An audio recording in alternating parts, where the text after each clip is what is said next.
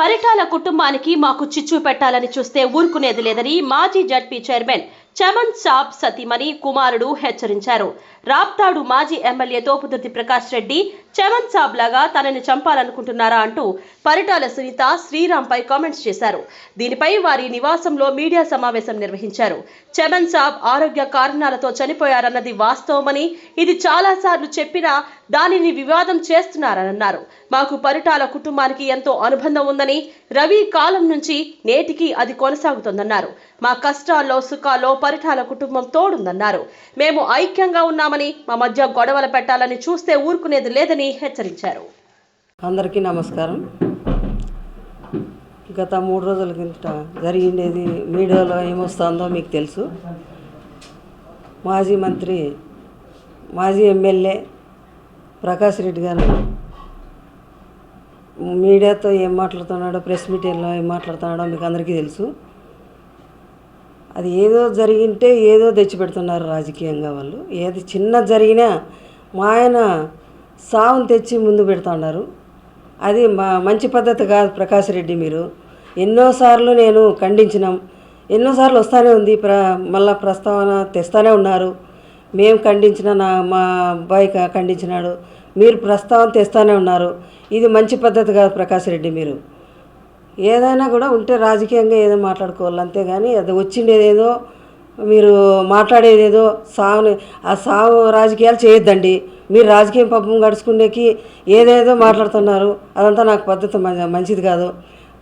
ఏదో మాట్లాడి మీరు ఏదో ఊదుకట్లు పెట్టేది అవన్నీ మాట్లాడి చమన్ సాబ్ అంటే ఏమనుకుంటున్నారు మీరు? చమన్ సాబ్ అంత సులకనగా కనపడినాడా మీకు? మీరు మాట్లాడుకొని చమన్ సాబ్ని సావుని తేవద్దండి. మాకు రాజకీయంగా మాకు ఎన్నో ఉంటాయని తెలీదు.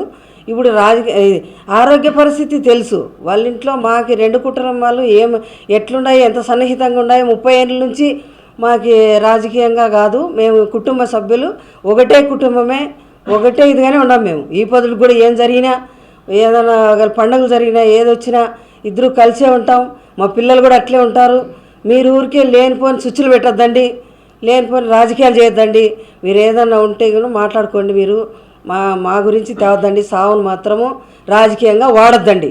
మేము ఎన్నోసార్లు ఖండించినాం, మీరు మళ్ళా ప్రస్తావన తెస్తూనే ఉన్నారు. అది మాత్రం ఈసారి ఖండిస్తే మాత్రము తీవ్రంగా ఉంటుంది. మేము కూడా ఊరికే ఉండం. ఈసారి మాత్రం మీరు ఎవరే కానీ వైసీపీ వాళ్ళు ఎవరు కూడా మా ఆయన గురించి సావుని గురించి మాత్రము రాజకీయంగా వాడుకోవద్దండి. మీకు పరిటాలకు మధ్యలో ఏది జరగలే, ఏం గ్యాప్ రాలేదు. మేము రాజకీయంగా బయటికి రాలేదు. అంతేగాని మేము ఏం పండుగలు వచ్చినా, ఏ వర్ధంతులకు పోతున్నాం, జయంతులకు పోతున్నాం, పండుగలకి పోతున్నాం. మాకు బాగా సన్నిహితంగా ఉంది. మేము ఒకటే కుటుంబంలాగే ఏ ఊరికి ఏ బాధ వచ్చినా ఇద్దరు పంచుకుంటాం. మా సునీతమ్మ అక్క కూడా అప్పటి నుంచి కూడా మాకు ఏం జరిగినా వాళ్ళు కూడా అన్ని విధాలుగా చూసుకున్నారు. తోడుపుట్టిన దానికంటే ఎక్కువగా చూసుకున్నారు మమ్మల్ని. మా పిల్లలు కూడా అట్లే ఉంటారు. మీరు ఊరికి లేనిపోని సమస్యలు తెచ్చి మాకే పెట్టద్దండి.